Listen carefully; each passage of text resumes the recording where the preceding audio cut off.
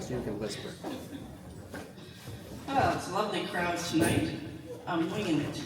The person who's supposed to do it, her husband, unfortunately is in the hospital, so I'll just make do.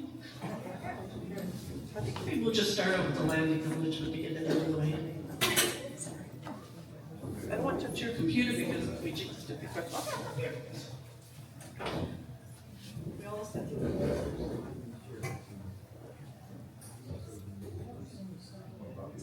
We respectfully acknowledge that the former village of Lakefield is in the township of Selwyn, is located on the Treaty Michissagi territory and in the traditional territory of the Michissagi and Chippewa nations, collectively known as the Williams Treaty First Nations, which include Curve Lake, Hiawatha, Alderville, Schoonamp Island, Rama, Beausoleil, and Georgian Island First Nations.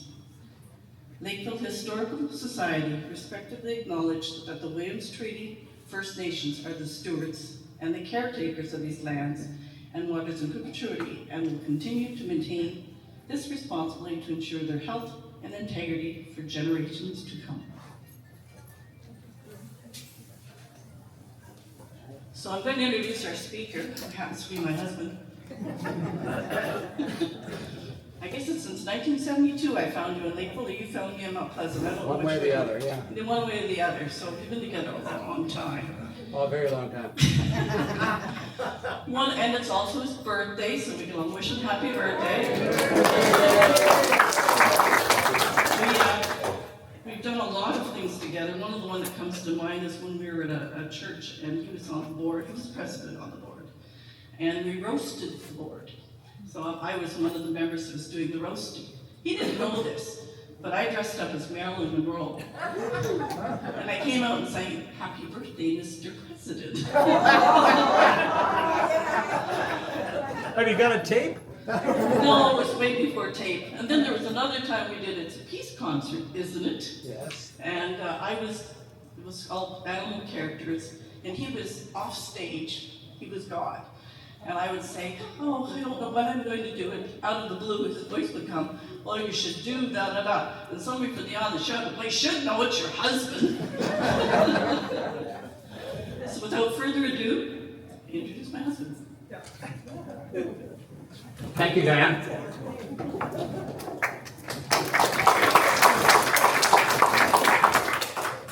We had a few challenges getting the screen to come up. I don't know what's going on with it. It's sort of fickle. It's like life is today. And I'll just close this door because it'll show up in the end movie. I come to realize, like everything, the background is everything. Could you turn the track on down? The track? Yeah. Double press. I got to do something else. Aim for my head and press twice. Oh, wait. It's not going green. Double click. Above. Nope. It's yellow. Oh, there it goes. Okay. I got you. Thank you. Challenges will be the end of us when it comes to technology. And in a way, with our presentation tonight, we're talking about the space shuttle landing in Lakefield. Of course, it landed in Lakefield way back about 1860, 1870, and it was a train. Before that time, people had to work a lot differently.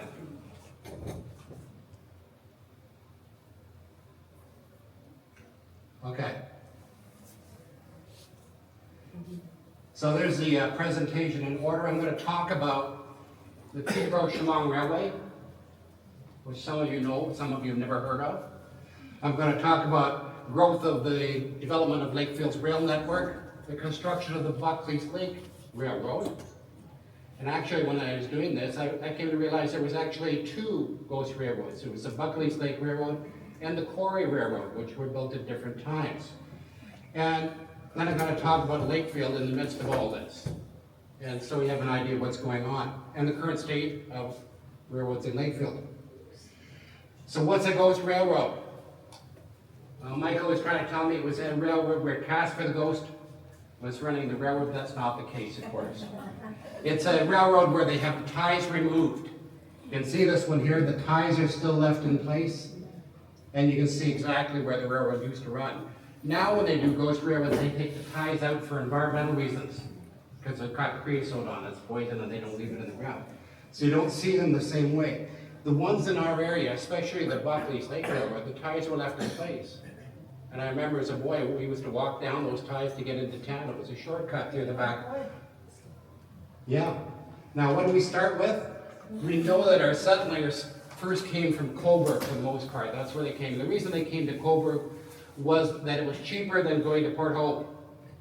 So they came down the St. Lawrence, they got on a steamboat, and they either walked, which is a good place to stop at Coburg, or they took the boat to Coburg and they got off.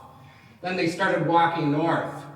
Now, originally, of course, our first settlers in 1821 walked all the way from Coburg up to Lakefield. Took them 3 days, apparently, 3 days and 3 nights to get there. They were tired, so the Nelsons in 1821 walked up there. By the time the Robinson settlers came in 1825, they were able to go to Crow's Landing, Course Landing, and then they were able to take boats up to Little Lake in Peterborough and then walk from there. But they still had to walk up the Durrell, and the Pat Young, of course, he walked up to Young's Point.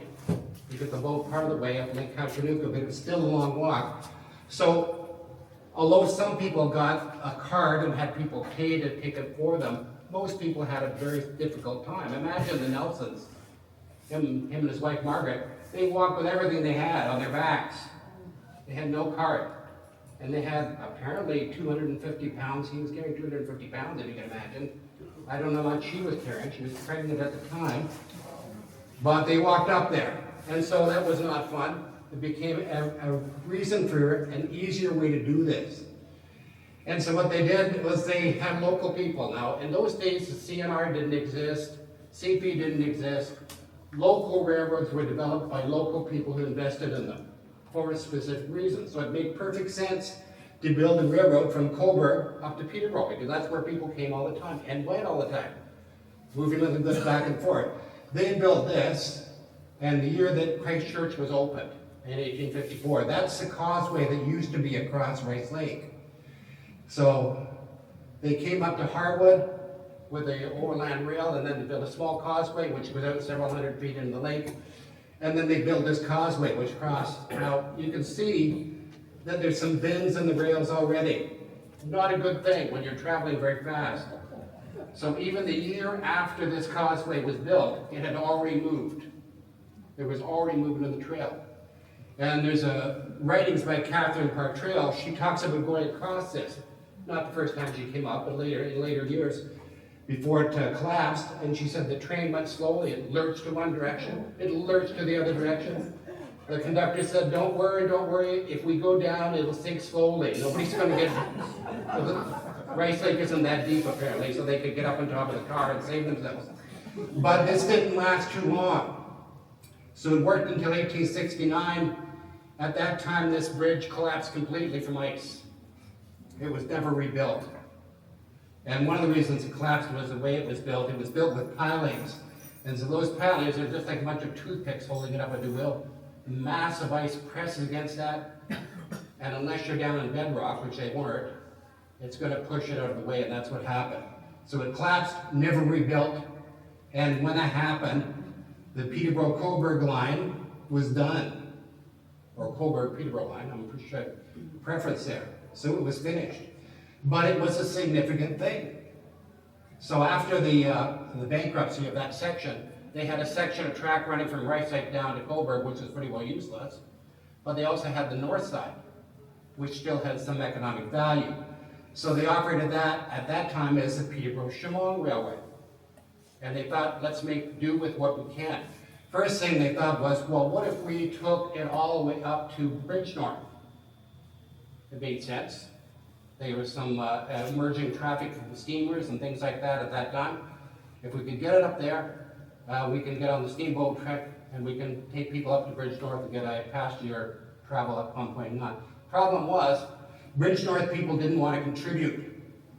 In those days, it was very common. They asked the local residents to kick in $50,000 or $100,000 towards getting a railroad in their town. Bridgenorth people, we're not paying that. And so they decided that they wouldn't build it in that way, so they built it a little differently. Didn't last too long. Because they connected to the north end of the lake, and I'll show you in a minute where exactly they took it, they had irregular traffic. They had no passenger traffic at all. There was never a regular passenger train. I've looked and looked for pictures of a single train on this track, haven't been able to find one. They had some very limited commercial track. By 1940, it was done. 1904, what am I saying? It was done. So there's the line there. For those of you who can't see it too well, starting down here in Peterborough, that's quite near, Chemong Road is this line here. They come out through the woodland trail, or the trail here, through the middle of nowhere, they cross the road to Lakefield here, and then they end at this place called Chambliss. Anyone here heard Chambliss? I didn't either till I did this presentation. But that's where they thought, and the reason they chose Chambliss was because one of the owners owned the land, and his name was Chambliss. So they called it a hamlet, and they got some tax advantage for that, and they built their train station and a turntable and a shed there. None of it exists today. It's gone. It was unused from 1904 until 1915. It was completely abandoned, just sat there waiting. And then the General Electric leased part of it. And they leased it to test electric locomotives, if you can imagine at that time. I didn't realize they even built anything that big. But they used it for 2 years, and then they stopped using it. And the track was taken up at that point all the way from Chambliss down to the third line used in the war effort. After General Electric stopped using it, they took the remaining track, which ended somewhere around General Electric. They took that up as well. And the Chemong part of the Peterborough Chemong Railroad is effectively gone at that point. I call this a railroad to nowhere. I can see why they did it. I can see what they may have been thinking, but it was a financial disaster. Never made money, never had any appreciable use. So it was gone.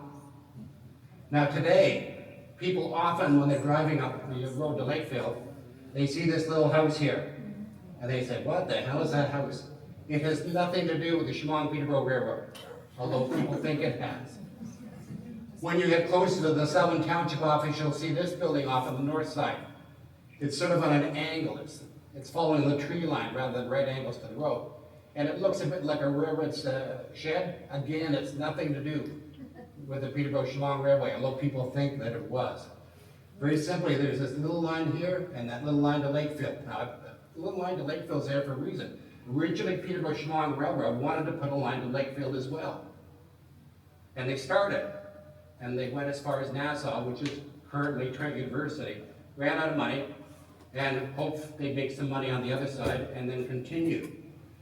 So over the period of time, they continued. Oh, I've got a couple more slides just to show you what it looks like today. When you're going towards Lakefield, as you go down the hill after the tower, you'll see this line of trees here, sort of on an angle through the middle of the swamp. That is the Peterborough Chemong Railroad.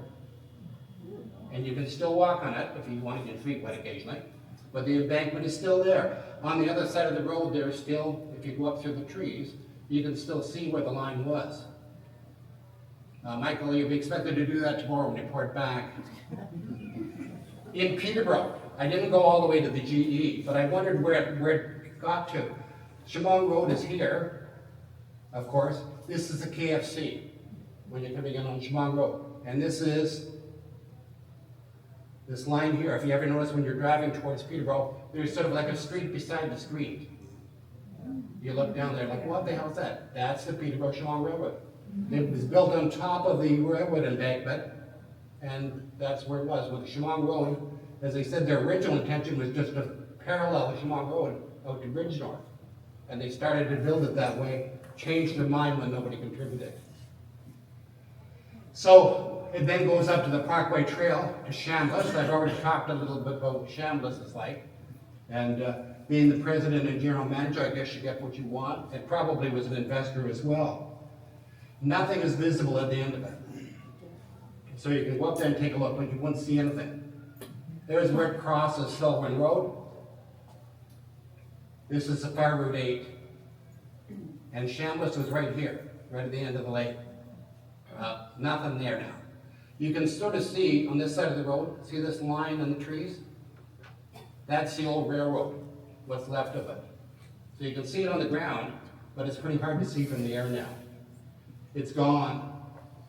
Not much we can say about the Peterborough Chemong Railroad, except it's nice to know it was there. I guess if they had it today, they'd build a trail or something. So at the same time, as I mentioned, the Peterborough Chemong Railroad is being built. They also had this vision to go to Lakefield, which would have been a better choice given what happened. But they started at Trent University, they stopped it and abandoned it. In 1869, there was another competitive railroad called the Port Hope-Lindsay-Beaverton Railway, which was bigger, had more funding, PHL&B, and it was transformed by acquisition of different little railroads into the Midland Railway. And the Midland Railway purchased the track rights from the Chemong people, who were happy to get any money at all, since they were bankrupt, from the trustee. And the following year, in 1870, broad gauge tracks were finally extended to Lakefield. And at that time, the citizens had raised $100,000. Wow, Marie, for you that'd be a stretch. But $100,000 in those days was the equivalent of probably $4 to $5 million today. A huge amount of money. Samuel Strickland was a prominent force in raising the money, and he never lived to see it. Of course, he died in 1867, and his sons, of course, and his family benefited from that. He had financial interests in canoe building and in his sawmill and a number of other things that he did. But he never saw the financial benefit from it. His vision was there, though. This is the first railways that came into Lakefield. Now, as you can see, this is Block Road here. Maybe you can't see that. That's Block Road. This is a river road here, or Water Street. And the first railroad station was right here, at Dublin Street. Now, anybody know where Dublin Street is? You do? Only because it used to be there. It was closed, and it hasn't been open for almost 100 years. But at that time, it existed as a street. It made perfect sense to have the railroad there. So they had the track, which went up here to just north of where the Legion is, and they had this secondary siding, which they would load and then send the tracks there and back. They apparently also had a turnaround, a round table here. I can't tell you exactly where it was located. It didn't work too well. It was always falling off, and they eventually replaced it. So this 9.7 mile extension from the Bridge of Autonomy was built mainly to service the sawmills at that time and the canoe building industry, which were tremendous in Lakefield. The original station was probably not much more than a shed. I had a picture of the original station that the Coburg Peterborough Railway had at Rice Lake, and it was probably an 8x10 little hovel, not much of anything, but probably much the same thing. But anyway, it was a big deal in Lakefield on December the 29th, 1868, at 2:25 when the first train came. People from Toronto came, minister or whatever from the Ontario government came, the federal government came. They had a huge party. They had an entire ox, and they had an open fire, and they cooked it. They even put the name of the person who cooked it, who they described as a mulatto. That's not politically correct today, but his name is lost to history, but he was described in that way. So there were games, there were contests of strengths, and it was generally open for the fact that they thought at that time that this was Lakefield becoming Toronto, or Toronto would be rivaled by Lakefield's prosperity. And there's a number of writings at that 1850 to 1870 that showed the residents were that positive about the village. The second railway station. Now, it didn't last too long because, of course, it wasn't near enough to Samuel Strickland's sawmill, which was in Isabel Morse's Park. So he cut the logs there, and he cut them into planks, but then he still had to truck them down with a wagon to where the train was and load them. He wasn't happy about that. His sons weren't happy about that. Of course, he was dead. And so they built the second station. Now, it was right at Reed Street. And so right at Reed Street is right there. There's nothing remaining of it today. It was burned down completely in 1902. It stood until 1902, at least in some capacity, as a shed for the railroad. But it was called the Swamp Station. Now, those of us who grew up in Lakefield, you know why it was called the Swamp Station? Because it was in the swamp. That entire area there, that section off here, this entire area, what we called it the swamp. It was called the Hamilton Swamp, and none of us knew that it was Hamilton or who Hamilton was. And so pastors complained about mosquitoes, black flies, snakes, all of the wonderful things you want to see when you get off the train. And local mill operators complained that it wasn't near their business. At the same time, within that 7-year period, they suddenly changed all of the rails into steel from cast iron. Now we know from the Titanic's experience that cast iron's brittle when it gets cold. And so there was a major problem when they originally used cast iron rails. So all the railroads converted to railroad steel, and it's a very high grade steel. It's very sought after even today.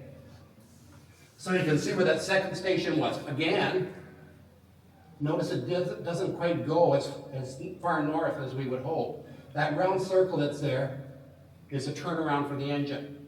And that was originally built way back in the 1870s. It's not there today. You can't see anything of it. Finally, the third station. Now the third station is exactly where it is today. It didn't look like it does today. It was a much smaller building when it was first built. But at that time, they built this line, and they built that line, and they were still using this turnaround at that point in time. It got good service from Brown's boat factory, which was right beside it. The Stricklands and the Gordon were across the street here, right where the Flanagans is. So they were right there. And it was great for them, but again, Strickland out here still didn't get what they wanted. So they put pressure on for it to be extended again. I just put a picture in of the first day that the railroad station opened. Now that's the station that we have today. As you can see, only this part is sort of left. It's been extended this way. Part of it burned down, so it's not the same. The train is here. The first train has arrived. This building behind it no longer exists either. That was a railroad maintenance shed. So one time they had a shed where they could park the locomotives, work on it, and send it off. So everybody's there standing very politely. I don't know who that is. Marina, that's not you sitting there, is it? At least I pointed to the kid. So the railroad station became the hub of the community. Here the station, we know it's after 1902, this picture, because the station is relatively the way it is today. Notice everybody's lined up for the train coming in, right on the tracks. We can still see that second station. It's not clear enough to get a good look at what it was like, but it's the only picture I've ever found where you can see that second station. Now this is not trees, this black line here. It's smoke. It's smoke. Cavendish Lumber was a huge lumber making mill at the south end of town near Block Road. And every log that they sawed, they burned the sawdust. So that sawdust burned 7 days a week, 24 hours a day. And depending on which way the wind was blowing, you always have this prevailing smoke. I've seen people on the other side of the river complain because it would come across the river and it's higher there, so it would creep right into their back door and up into their house, and it was a common complaint. Finally, the rails reached its end where we should know that it existed in 1890. Finally, this is Isabel Morris Park today. You can see the rail line ends approximately where the pavilion is today. So it went right along the edge of the water. The sawmill was still in operation at that time. And the Grand Trunk, at that point in time, became the owner of Midland Railway. So in 1893, there was some additional money suddenly coming in. That's why the station was rebuilt and refurbished. And they built a second round turnaround, which is about here. You just see the line there. I do have a picture of it. So Lakefield at the time was a busy, busy place. They're producing a lot of lumber, producing canoes, molding, mill flour, prefabricated homes, which they shipped out West Alberta. The Bappies had a planing mill which made this, so they were well ahead of the game. Main Street as we know it would be recognizable. Not every building is still there, but we would still, as people today, be able to walk in and recognize it as Lakefield.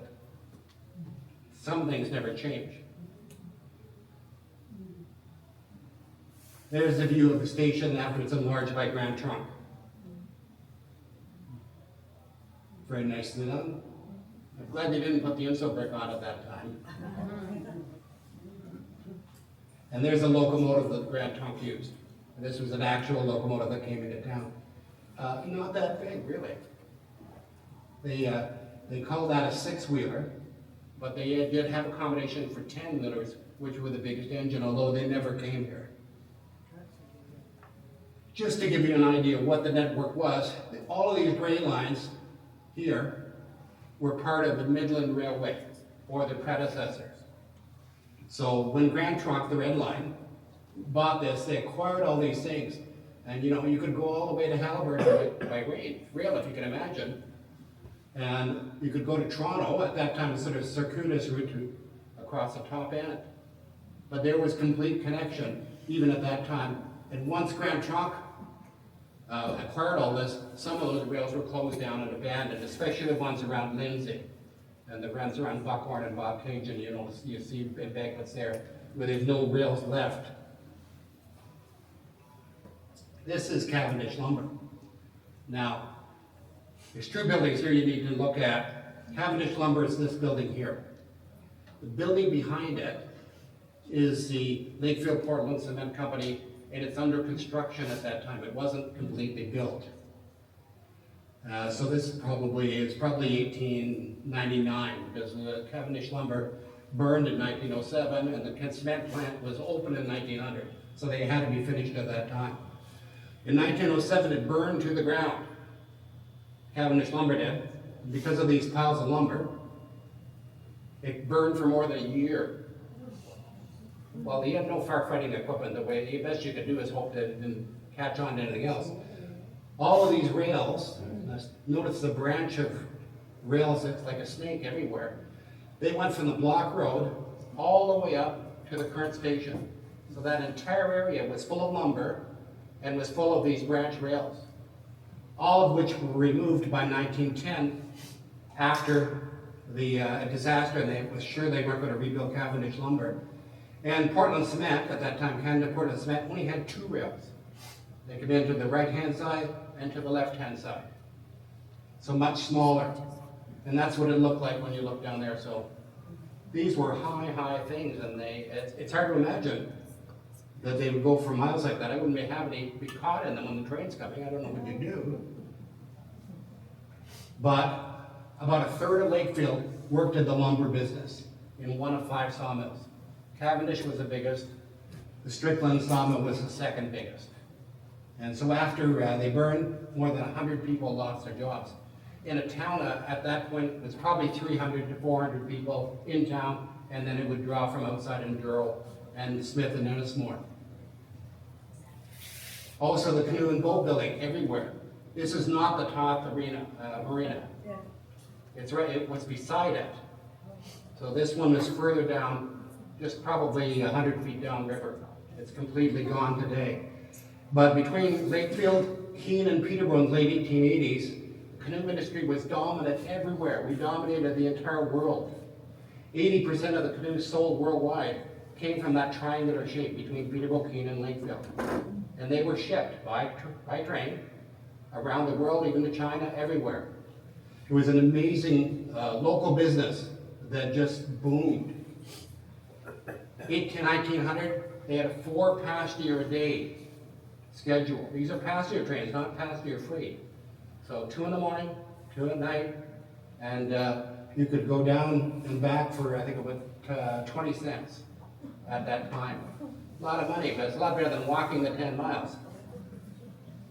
And so from that, you can go to Lindsay. Very commonly, the train out of here went from Lakefield to Peterborough to Millbrook. That was a very common route. I don't know why, but that was very common at the time. They dropped off passengers at the wharf for steamer traffic. Now this is before 1910. I know that because this is the steamer Empress. And the Empress burned in about 1907, I think, and was replaced by the Islinda. So, a couple of things here. You can see the pavilion over here is what's been transferred now to Isabel Morris Park. So it originally always stood pretty close to where it's been rebuilt today. And the pavilion itself that people waited from was right here at the entrance to the park, right at the corner of Water Street. So people would wait there and get on the boats, and these boats were licensed, at least the Stony Lake was licensed to hold 222 passengers. This boat was only 80 feet long and 16 feet wide. So it would have been a tight go, I think. Look in the other direction, you can see the passenger waiting. It's not the current one that's been moved, and certainly I'm glad to see they preserved the part of the pavilion at least. Originally it had a 4-foot wide high platform around it to prevent people from going and stealing bag and running out. This would have been less attractive had they rebuilt it that way. And then looking from the other direction. Now you can see that this is a Strickland sawmill. So right here is Water Street, and the arena would be over here, and all this lumber and setting the saws and going on. That's their pipe for burning the sawdust. They burn the sawdust too, though not quite as much as Cavendish did. So very busy. In 1900, rail traffic increased dramatically because they built the Lakefield Portland Cement Company. That's one of the few pictures I've seen of it, and it doesn't look very familiar, does it, for those of us who grew up in Lakefield? That's because it was torn down and rebuilt. There's actually 2 cement plants built in Lakefield. This is the first plant constructed in 1900. It was for a wet process. Now, concrete's very common to us. We think of it sort of an everyday thing. You go to Home Depot, get a bag, mix it full of water. But in 1800, concrete had been lost. The scientific way of making concrete was lost to society. The Romans made it 2,000 years ago. The Mayans made it in South America and Central America, but we didn't know how until about 1850 when it was rediscovered. And so this is only 50 years after concrete became reborn again, and they started making cement. So because they discovered marl, which is sort of a dissolved limestone material, in Buckley's Lake, they could make a wet-based cement out of it. Don't ask me the mechanics or the chemistry of it, but Buckley's Lake was the source of the material. Now, of course, Buckley's Lake is not near the railroad. So what did they have to do?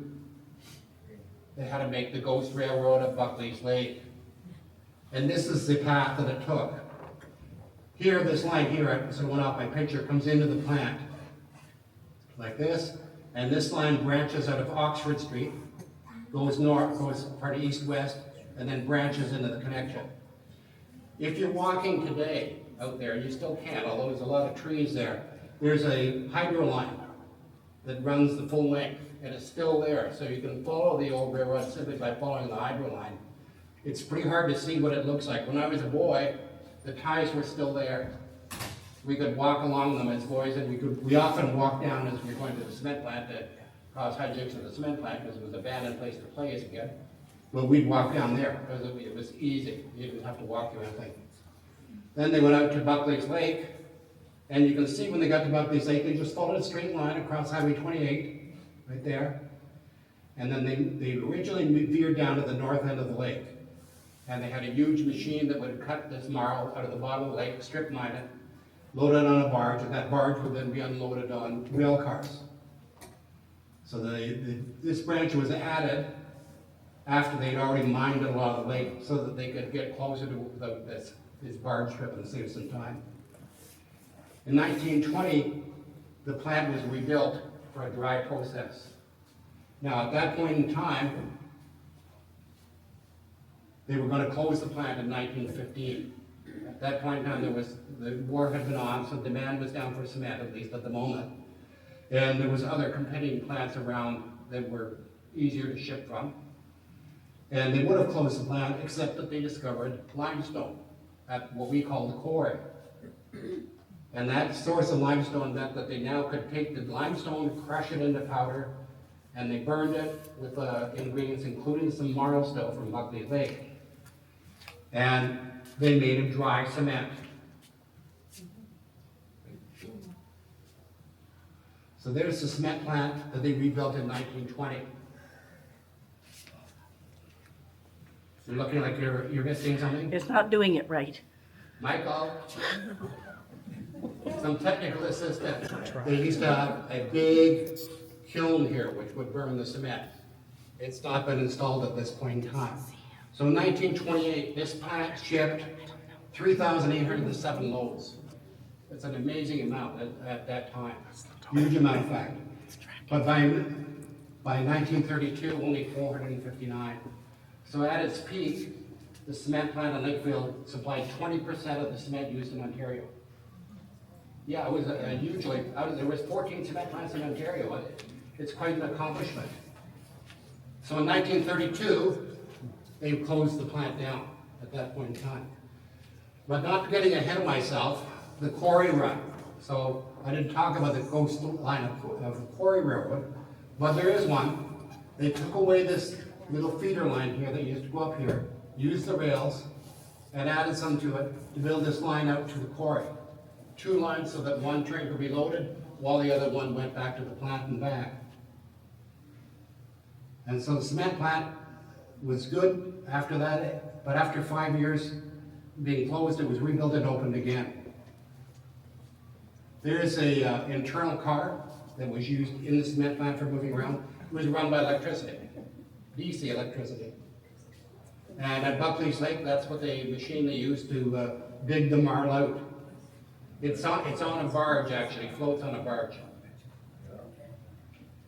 The so-called Dinky Railroad. There were 2 of these, and our local people called both of them Dinky. Don't know why, but they were called Dinky. They're diminutive in appearance. They only got 4 wheels, but they're a tank engine. They're very heavy, and so they were able to pull 13 carloads each in both directions, full and empty. There's a line going out to Buckley's Lake, and it's approximately opposite Ermatinger and Boston at that point. And they're moving snow because they had a huge snowfall, and that plant worked 24 hours a day and 7 days a week for the 4 or 5 years it was in existence. The depression, the competition, depletion of investment. Some say Lord Beaverbrook killed Lakefield because he wanted his investments, the months that he was invested in, to be successful. It really doesn't matter, but the doors were closed in 1932, never to reopen as a cement plant. They were taken up for use in World War II, and the rails, at least to the Buckley's Lake end of the quarry, and the rails that went into the cement plant were gone at that point in time. Buckley's Lake was a single-purpose railroad. They weren't building single-purpose railroads in those days. They didn't build them for 100 years. So it was very far ahead in thinking. But it lasted for less than 15 years. You can still see the embankment, mostly on the quarry side. It's far easier to see the quarry. I tried to go up the other side, a lot of trees there, believe me. It's a difficult go. So that leads us back to 1920, just going back in time a little. And I told you about the turnaround. This is how they turned the engine so that it didn't go backwards for half the route. It come north in the northerly direction. They turn it 180 degrees with this turntable, and then it would go back in the other direction. This is the one that Grand Trunk built. CNR eventually built one that's a little further north. Those of us from the village will probably remember the one that was closer to the station. I remember that one because even as a small boy, you could push on this thing and turn it. And we used to get people to ride on it like it was a merry-go-round till the railroad workers kicked us off. There was an occasional kid that fell during pushing and got caught between the mechanism and ended up with a big scar in their leg. But nobody got killed as far as I know. So in 1920, the Grand Trunk went broke. It was done. The government continued to operate it for a year, and then they formed CNR. So CNR acquired all of the assets in 1921. They built a new turntable. I don't have a picture of it. Decline in rail traffic. After the destruction of the Cavendish Mill, a lot of what Lakefield was shipping was gone. So there was also reduced boat and canoe building. There were still row boats in town here, but they didn't produce the volume that was built originally. So canoe building continued probably well into the early 1960s, but at a much slower rate. Traffic on the railroad branch dropped, and passenger trains had to be reduced too. So now there were 2 a day, and none on Sunday. Because of course you went to church on Sunday, no need to use the train. Plus freight. And sometimes they went as mixed trains. That's freight cars and passenger together. it was still an important part. And I thought this young lady was sort of soulful here, but it was a part of the everyday part of the village. And like Amazon, you ordered things on the catalog, and they came to the train station. Now, you could have them delivered for extra money, but most people went down and picked them up because it was saved money. Just like we go to the post office today, we've been trained for many years to go rather than get delivery. War weary soldiers, so both the First and Second World War soldiers coming home came to the train station and got off the train. And there was bands that met them, the Lakefield Marching Band met them if they knew they were coming. There were celebrations. The train was part of our life for a long time. 1930s, the railroad still employed only local citizens at that time, about 50 of them actually. So there's 50 that worked directly for the train, maintenance, and shipping, and others. And by 1970, there was only one that was left, and that was Owen Brown. And he was the last station master shipper who lived there. And he was there until 1981, and when she got transferred to Owen Sound, strangely enough. 1936, a little respite. The Nefton mines began grinding nepheline at the old cement factory. Not the one in the middle, but on the east side of Concession Street, that section there. They used it for grinding, and they did that for quite a while, 1936 onward. They brought the material down by barge with boat as towing it there, and then they piled it up in Isabel Morris Park, and then loaded it onto train cars. And they, before winter came, they made enough so that it would last all winter. So there's a huge mountain of nepheline sitting there for until the spring came. Slow end in 1945, the steamboat era ended. Sort of a romantic area where the steamboats captured the train and carried on. This is the Stony Lake, and it's moored for the last time before it was sold. So once this picture was taken, it was sold to the Thousand Island Navigation Company. It changed its name to the Island Queen. And it operated there until 1965. In 1965, it was sold to Montreal for a floating restaurant, and they were on their way up the St. Lawrence, or down the St. Lawrence, up the St. Lawrence, to go to Montreal, and the engine failed. And all they did at that point in time, they decided it wasn't worth saving. They towed it to Racine, and it was broken up in Racine. So that was the end of the Stony Lake, a sad end to a fine vessel that opened the lift locks in Peterborough.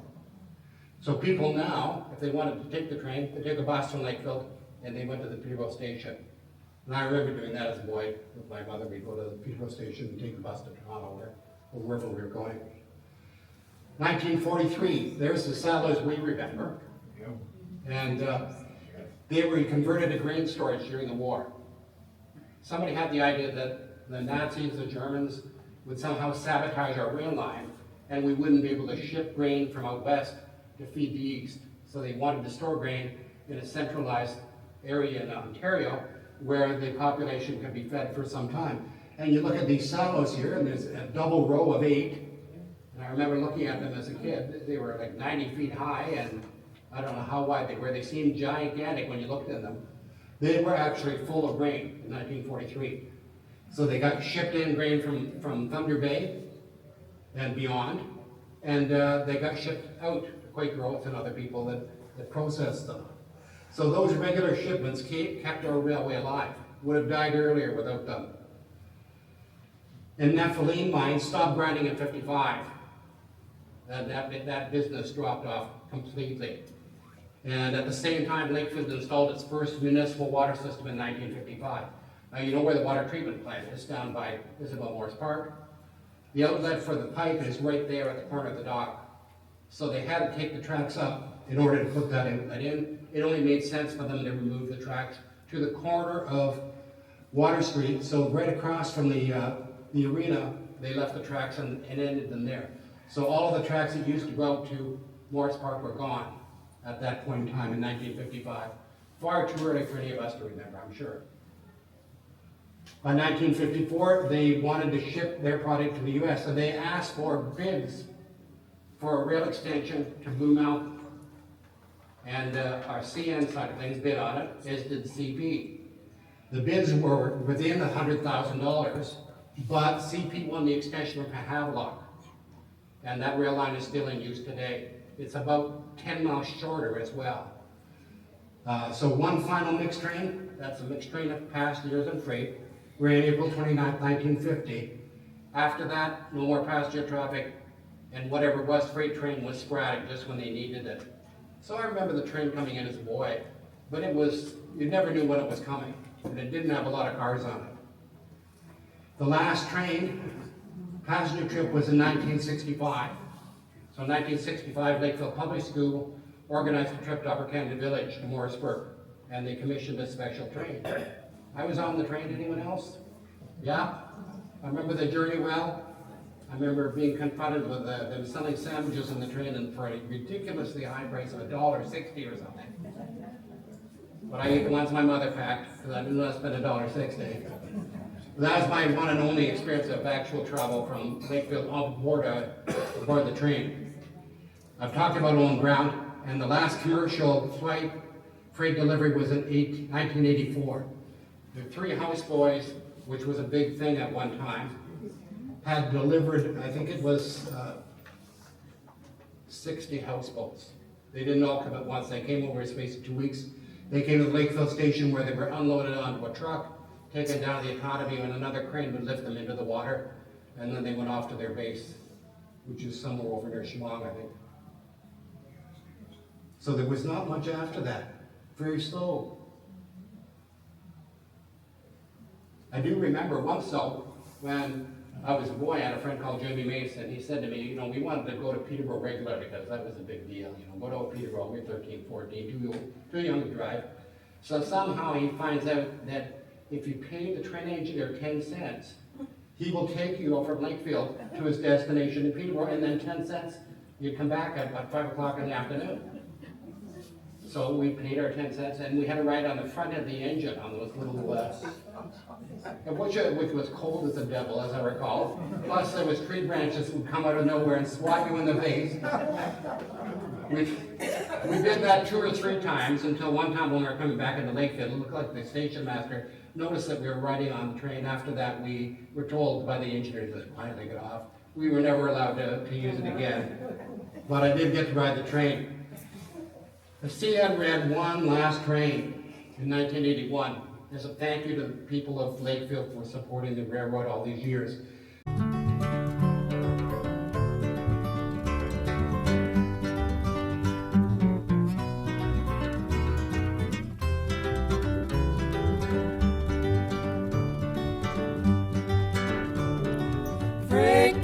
Freight train going so fast.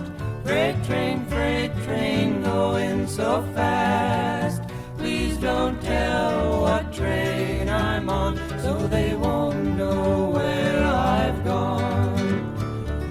Freight train coming round the bend. Freight train gone again. One of these days turn that train around, go back to my hometown. Freight train going so fast. Freight train going so fast. Please don't tell what train I'm on, so they won't know where I've gone.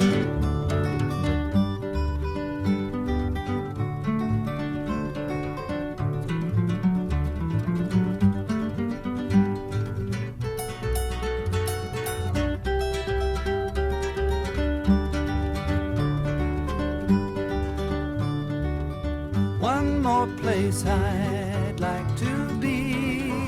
One more place I'd love to see. To watch those old Blue Ridge mountains climb when I ride old number 9. Freight train going so fast. Freight train going so fast. Please don't tell what train I'm on, so they won't know where I've gone. When I die, please bury me deep down at the end of Bleecker Street, so I can hear only as she goes rolling by. Freight train going so fast. Freight train going so fast. Please don't tell what train I'm on, so they won't know where I've gone.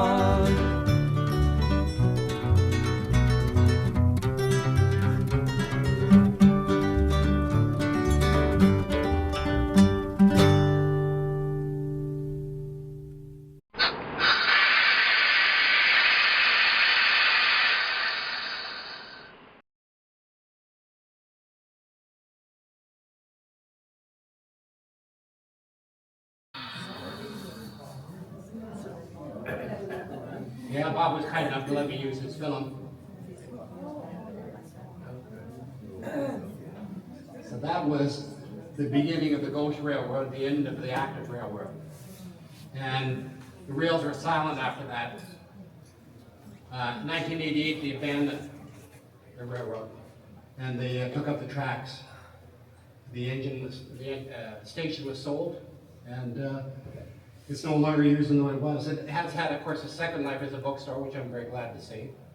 And I know the owner is planning on selling the station next spring, so he's told me. So hopefully, either somebody will donate a lot of money to a historical society and will buy it, or somebody who likes history will buy it and maintain the station.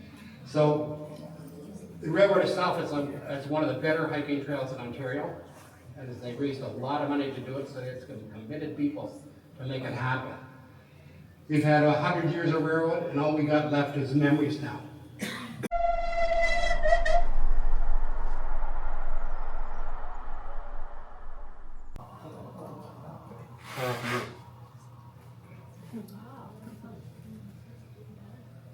So that's it.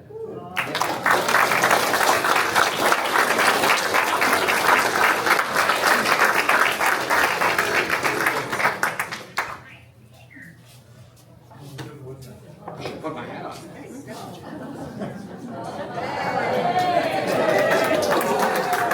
Get you the full ticket.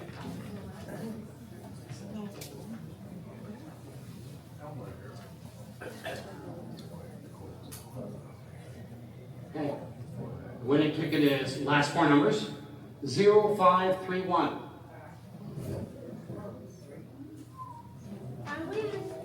Oh wow! Down there.